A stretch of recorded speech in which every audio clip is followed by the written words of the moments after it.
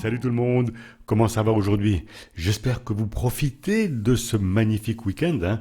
On est aujourd'hui le dimanche 27 juin 2021 et je vous invite toutes et tous à me suivre à la découverte du message du Tao. Aujourd'hui, le Tao nous dévoile sa carte numéro 32, la durée. La nature essentielle d'une montagne est sa stabilité, une qualité profonde et éternelle qui résiste à l'épreuve du temps. C'est la solidité du roc et la fonction stabilisatrice de la terre qui sont ainsi pleinement à l'œuvre. Pour qu'une relation dure, elle doit refléter les qualités de la montagne au sommet comme à sa base. Dans la vie humaine, la stabilité se manifeste par un ferme positionnement dans la réalité de chaque instant, chaque pas étant accompli avec une intention délibérée, sans s'égarer dans la recherche de raccourcis éventuels. La stabilité se manifeste quand vous croyez en vous-même et en vos efforts et que vous vous consacrez totalement à une activité donnée.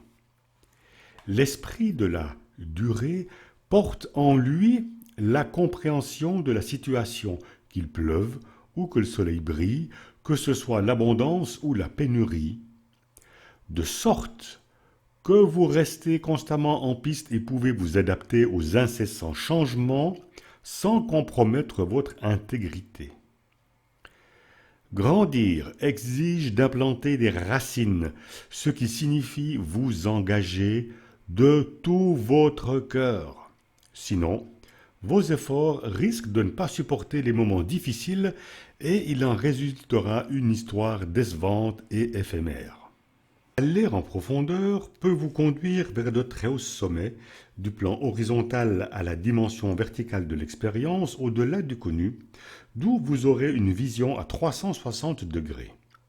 De ce point de vue exceptionnel, la vie se déploie en un paysage multicolore, riche de possibilités, et le monde ordinaire se révèle être un miracle. Accepter de persévérer, quoi qu'il advienne, est la marque d'une maturité qui ne peut naître que dans l'expérience. Il ne sert à rien de vouloir précipiter les choses, y parvenir par la force ou par mimétisme. Cette maturité ne peut être enseignée ni même transmise. Elle se développe discrètement de l'intérieur avec le temps et elle dépend plus de la conscience que de l'âge. Être mûr, c'est être capable de tirer leçon de nos erreurs et de nos constats dans la vie, de consentir à lâcher prise le moment venu. La maturité est une connaissance profonde et silencieuse que ni les émotions ni l'opinion générale ne peuvent troubler. Quand vous voulez parvenir à un résultat, vous devez avoir une approche pragmatique, terre à terre, sinon des événements imprévus risquent de saper vos efforts et détériorer vos relations. Une orientation ferme de votre part maintenant permettra de minimiser la panique probable que causeront les vents du changement qui commencent à mugir. Cela vous aidera à rester à la distance de toute tendance à vous identifier aux montagnes russes émotionnelles que vous expérimentez avec ses hauts et ses bas. Tenez-vous-en à ce qui doit être fait au quotidien et à une certaine routine. Cela contribuera à votre stabilité en vous rééquilibrant et en vous soulageant des pressions causées par un esprit surmené et un mode de vie trop éparpillé. Votre capacité de compréhension et de vision globale en sera rafraîchie.